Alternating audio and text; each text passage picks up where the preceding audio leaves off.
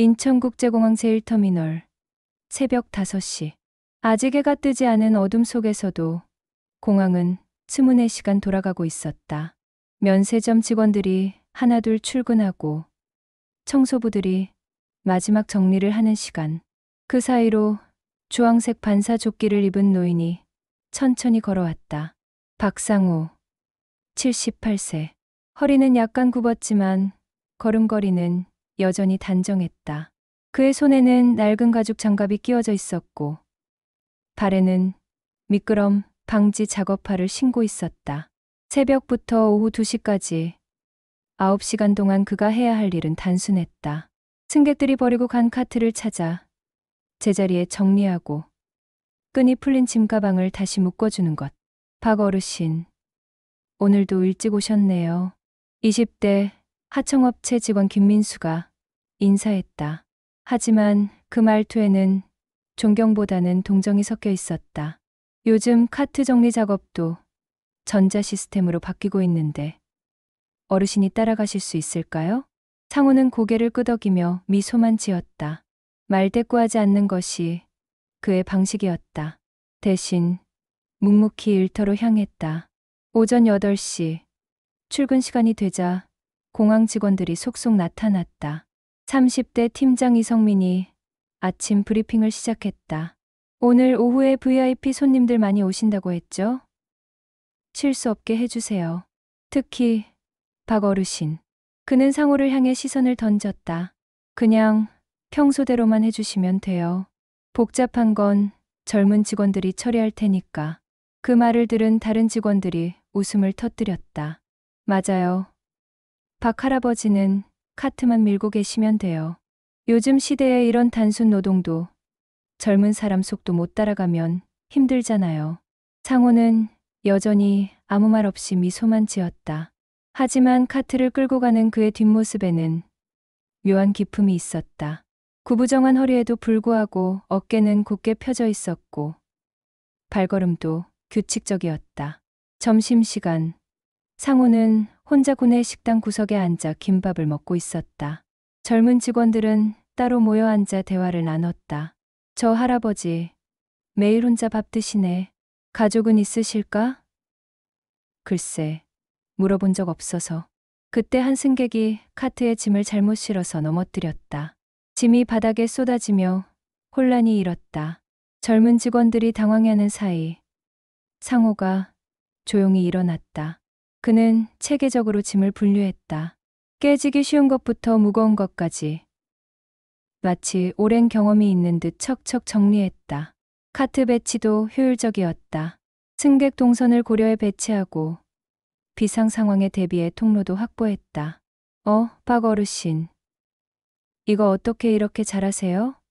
민수가 감탄했다. 상우는 손을 털며 담담히 말했다. 오래 해서 그런가 봐요. 하지만 그의 손동작에는 단순한 경험 이상의 무언가가 있었다. 군인다운 질서, 꼼꼼함, 그리고 위기 상황에 대한 침착한 대응, 능력까지. 오후가 되자 공항 전체가 분주해지기 시작했다. 뭔가 큰 행사가 있는 듯 보안 검색도 강화되고 경찰들도 늘어났다. 상호는 평소와 다름없이 카트를 정리하며 하루를 마무리할 준비를 했다. 하지만 그는 아직 모르고 있었다. 오늘 오후 그의 인생이 완전히 바뀔 것이라는 사실을. 그날 오후 1시, 인천국제공항은 평소와 완전히 다른 분위기에 휩싸였다. 동아시아 안보 협력회의 참석자들이 도착하는 날이었다. 공항공사 직원들은 새벽부터 준비에 여념이 없었고 고안도 대폭 강화된 상태였다. 오늘은 절대 실수하면 안 됩니다. 관리팀장 이성민이 직원들을 모아놓고 브리핑했다. 미국, 일본, 호주에서 온 고위 관리들이 모두 오늘 도착해요. 특히 미군 대표단에는 베트남전 참전 용사들도 포함되어 있어서 각별히 신경 써달라고 이에서 지시가 내려왔습니다. 20대 신입사원 김민수가 걱정스럽게 손을 들었다. 팀장님, 그런데 영어로 안내하는 건 저희가 하는 거 맞죠? 전 아직 회화가. 옆에 있던 다른 젊은 직원들도 고개를 끄덕였다. 대부분이 기초적인 영어 회화도 버거워하는 상황이었다. 괜찮아요. 전문 통역사들이 대기하고 있어요. 여러분은 친절하게 미소만 지으면서 손짓으로 안내하면 됩니다. 이 팀장이 안심시켰지만 그 자신도 마음 한구석이 불안했다. 오후 2시 30분, 공항 외부에서 경찰 사이렌 소리가 웅장하게 울려 퍼졌다. VIP 전용 입구로 검은색 리무진 8대가 일렬로 접근했다. 앞뒤로 경찰 오토바이 6대가 에스코트하며 일반 차량들을 완전히 통제하고 있었다. 마치 국가원 수급 의전 수준이었다. 첫 번째 리무진에서 성조기가 달린 배지를 단 미군 장성들이 내리기 시작했다. 가슴에 각종 훈장을 단 노장들부터 젊은 참모들까지 총 15명의 미국 대표단이었다. 이어서 일본 방위성과 호주 국방부 관리들도 차례로 도착했다. 그런데 예상치 못한 문제가 터졌다. 전문 통역사 3명이 모두 서울 시내 극심한 교통체증에 걸려 30분 이상 지연된다는 연락이 온 것이다. 공항 직원들의 얼굴이 순간 파랗게 변했다.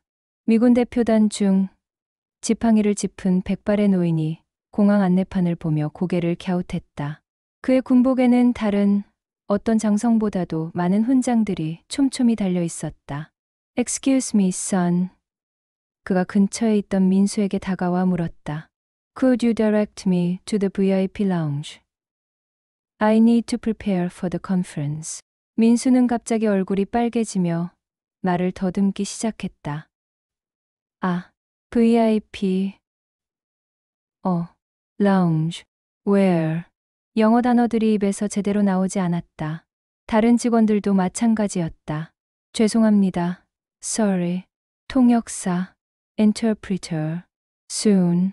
어설픈 단어 조합만 중얼거릴 뿐이었다. 일본과 호주 대표단 관리들도 점점 짜증스러운 표정을 지었다. 시계를 자꾸 들여다보며 서로 걱정스럽게 대화를 나누었다. 회의 준비 시간이 촉박해지고 있었기 때문이다. 바로 그 순간 멀리서 카트를 끌고 오던 박상호가 이 혼란스러운 상황을 목격했다. 그는 잠시 멈춰 서서 전체 상황을 차분히 파악했다. 당황한 VIP들, 절망적인 직원들, 그리고 흘러가는 소중한 시간까지. 상호는 카트를 조용히 한편에 세워두고 천천히 다가갔다. 보안요원이 할아버지, 여기는 일반인 출입 금지 구역입니다라며 제지하려 했지만 상호는 침착하게 입을 열었다. Please, this way to the VIP lounge, gentlemen. 갑자기 들려온 완벽한 영어에 주변 모든 사람들이 깜짝 놀랐다.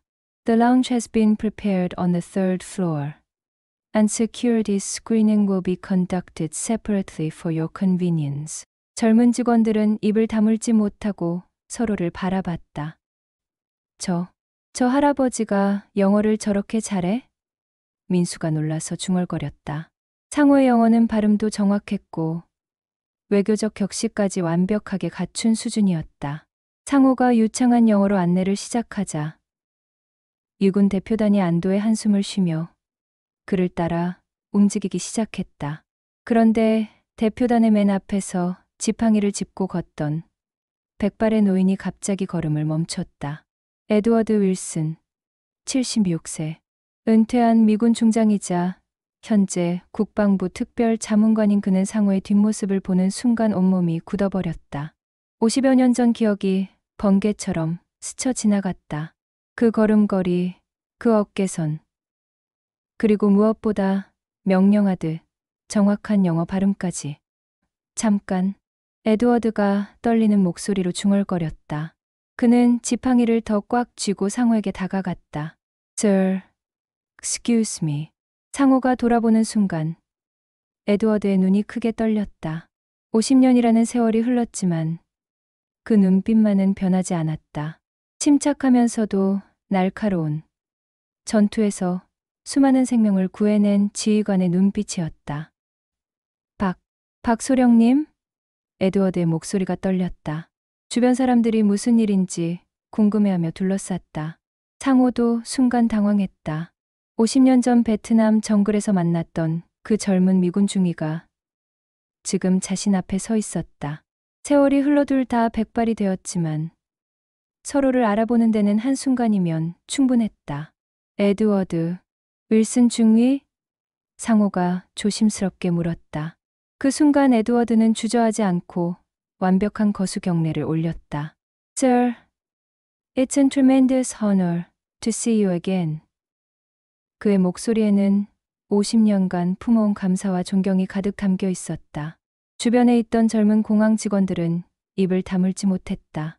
매일 카트만 정리하던 그 노인에게 미국의 전직 장성이 먼저 경례를 하고 있었기 때문이다.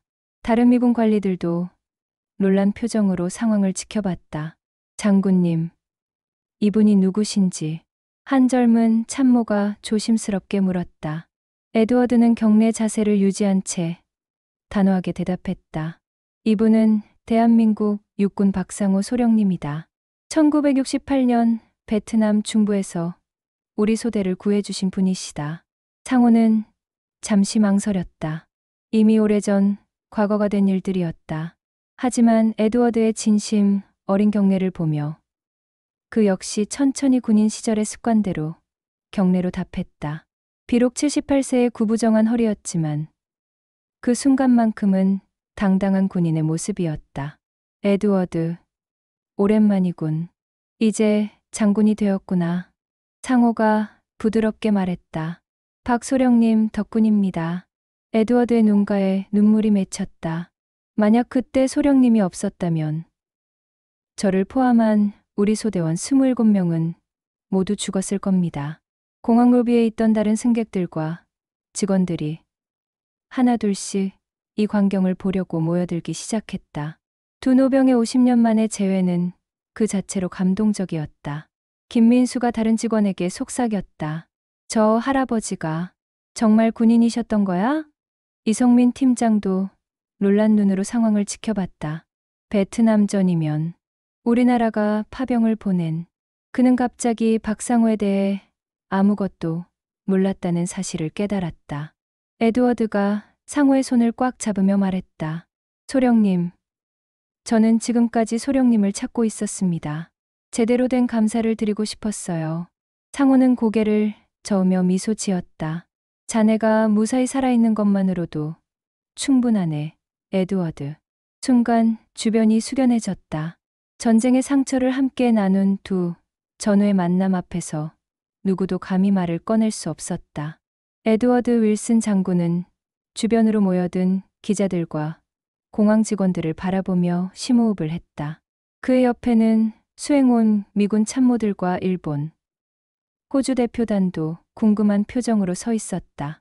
그는 이제 50년간 가슴 속에 담아두었던 이야기를 꺼낼 때가 되었다고 생각했다. 여러분, 잠시만 들어보십시오. 에드워드가 공항 로비에 모인 사람들을 향해 말했다.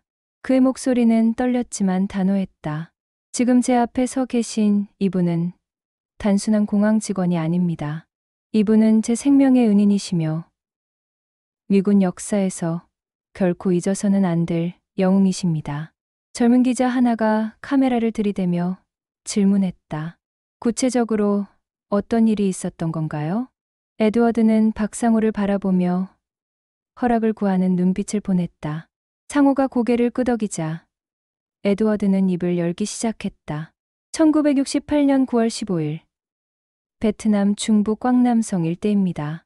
그의 목소리에는 50년 전의 기억이 생생히 살아있었다. 당시 저는 24세 중이었고 제2보병사단 소속 소대를 지휘하고 있었습니다. 우리는 베트콩 주요 거점 정찰 임무를 수행 중이었어요. 주변 사람들이 숨죽이며 그의 이야기에 귀 기울였다. 김민수와 다른 공항 직원들도 놀란 눈으로 박상호를 바라봤다. 그런데 우리가 완전히 적의 매복에 걸려들었습니다. 에드워드의 목소리가 무거워졌다. 삼면이 포위된 상황에서 우리는 꼼짝없이 전멸 직전이었어요. 탄약도 거의 떨어졌고 부상자도 속출했습니다. 무전도 두절된 절망적인 상황이었죠. 한 호주 대표단 관리가 숨죽여 물었다. 그때 어떻게 되신 건가요? 바로 그때 한국군 합동작전 중이던 각상호 소령께서 나타나셨습니다. 에드워드의 눈빛이 반짝였다. 소령님은 지형을 한눈에 파악하시고 우리 소대의 위치와 적군의 배치를 정확히 분석하셨어요. 그리고는 믿을 수 없을 정도로 정교한 철수 작전을 지휘하셨습니다. 박상호는 조용히 고개를 저었다. 그때는 그냥 해야 할 일을 했을 뿐이야. 에드워드. 아닙니다. 에드워드가 단호하게 말했다.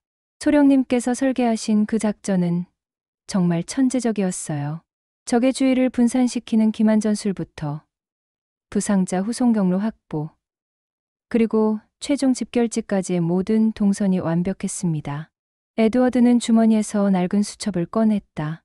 저는 그날의 작전을 모두 기록해뒀습니다. 귀국 후 이 전술은 미군 교범의 박상호 전술이라는 이름으로 수록됐어요. 지금도 미군 사관학교에서 교육하고 있습니다. 기자들이 수첩을 향해 카메라를 들이댔다. 바로 그때 한 기자가 스마트폰을 들이밀며 말했다. 잠깐. 실시간으로 이 내용이 토털 사이트 실시간 검색어 1위에 올랐어요. 인천공항 카트 정리원. 알고 보니 베트남전 영웅이라고요. 다른 기자가 흥미진진하게 덧붙였다. SNS에서도 난리예요. 벌써 조회수가 100만을 넘었어요. 박상호님의 젊은 시절 군 복무 사진도 누군가 올렸네요. 이성민 팀장이 당황하며 중얼거렸다. 우리가 영웅을 모르고 있었다는 거야? 에드워드가 계속 말했다. 그날 박 소령님 덕분에 저희 소대원 27명이 모두 무사히 귀환할 수 있었습니다. 그 27명은 각자 가정을 꾸리고 자녀를 낳았어요. 지금쯤이면 손자, 손녀까지 포함해서 수백 명의 생명이 각 소령님 덕분에 존재하는 겁니다. 박상호의 눈가가 촉촉해졌다.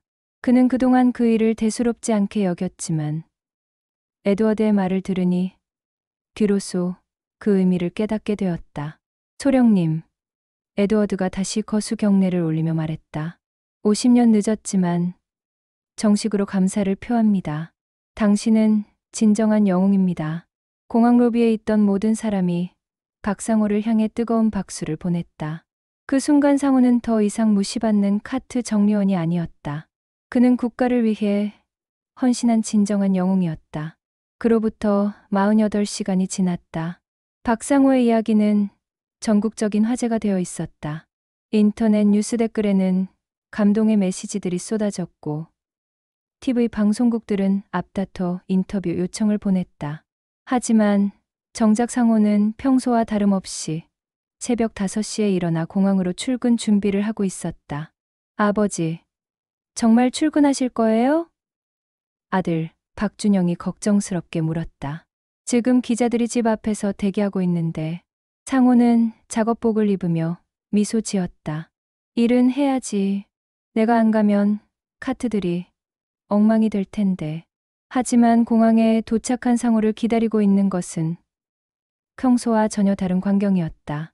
인천공항공사 김대현 사장이 간부들과 함께 직접 나와 있었고 기자들도 몰려 있었다. 박상호 선생님. 김 사장이 정중히 다가왔다. 먼저 그동안 선생님을 제대로 알아보지 못해 죄송합니다. 공항공사를 대표해서 깊이 사과드립니다. 상호가 당황해하자 김 사장이 계속 말했다. 저희가 제안하고 싶은 것이 있습니다. VIP 안전 및 의전 고문으로 모시고 싶습니다. 선생님의 경험과 능력이 꼭 필요해요. 바로 그때 에드워드 윌슨 장군이 미군 참모들과 함께 나타났다. 그는 어제보다 더 정중한 자세로 상호에게 다가왔다. 박소령님, 미 국방부에서도 공식 제안이 있습니다. 에드워드가 서류를 내밀었다. 한미 군사협력 세미나의 특별 자문관으로 참여해 주십시오. 젊은 장교들에게 실전 경험을 전수해 주시면 큰 도움이 될 것입니다. 상호는 두 제안서를 받아보며 잠시 생각에 잠겼다. 78세의 나이에 새로운 출발을 한다는 것이 부담스럽기도 했다. 시간을 좀 주시겠어요? 가족들과 상의해보고 싶습니다. 상호가 조심스럽게 말했다. 그날 저녁, 상호는 가족들과 둘러앉아 진지한 대화를 나눴다. 아내 영순이 걱정스럽게 말했다. 여보, 나이도 있는데 무리하지 말아요. 하지만 손자 준호가 눈을 반짝이며 말했다. 할아버지, 저는 할아버지가 자랑스러워요. 친구들한테 자랑하고 싶어요. 며칠의 고민 끝에 상호는 결정을 내렸다. 그는 두 제안을 모두 수락하되 자신의 조건을 제시했다. 일주일 후 서울 용산 국방부 대회의실에서 한미안보 협력 특별 세미나가 열렸다. 300명의 청중 앞에서 박상호가 연단에 섰다. 그는 더 이상 허름한 작업복이 아닌 단정한 정장을 입고 있었다. 여러분, 저는 78년을 살아오면서 한 가지 깨달은 것이 있습니다. 상호의 목소리는 차분하면서도 힘이 있었다. 영웅이란 특별한 사람이 아닙니다. 자신에게 주어진 자리에서 끝까지 책임을 다하는 사람입니다. 청중석에서는 젊은 장교들부터 고위 간부들까지 모두가 진지하게 귀를 기울였다. 저는 50년간 그날의 작전을 대수롭지 않게 생각했습니다. 그저 해야 할 일을 했을 뿐이라고 여겼어요. 하지만 이제 깨달았습니다. 작은 책임 하나라도 성실히 해내는 것이 얼마나 중요한지를. 맨 앞줄에 앉은 에드워드 윌슨이 눈시울을 붉히며 고개를 끄덕였다. 여러분도 지금 각자의 자리에서 최선을 다하고 계실 것입니다. 그것이 바로 진정한 영웅의 모습입니다. 크고 화려한 일이 아니라 매일매일의 성실함이 세상을 바꾸는 힘입니다. 청중석에서 뜨거운 기립박수가 터져 나왔다. 박수는 3분 넘게 계속됐다. 강연이 끝난 후 에드워드가 상호에게 다가와 속삭였다. 박소령님, 당신은 지금도 저의 지휘관이십니다. 앞으로도 계속 우리에게 길을 보여주세요. 상호는 따뜻한 미소를 지으며 대답했다. 에드워드, 이제는 우리가 함께 다음 세대를 지도해야 할 때야. 경험을 나누고 젊은 사람들이 더 나은 세상을 만들 수 있도록 도와주는 것이 우리의 새로운 임무지. 그날 밤, 상호는 인천공항을 내려다보는 전망대에서 야경을 바라봤다. 여전히 24시간 돌아가는 공항의 불빛들이 따뜻하게 느껴졌다. 78세에 시작하는 새로운 인생. 그것은 또 다른 의미의 모험이었다.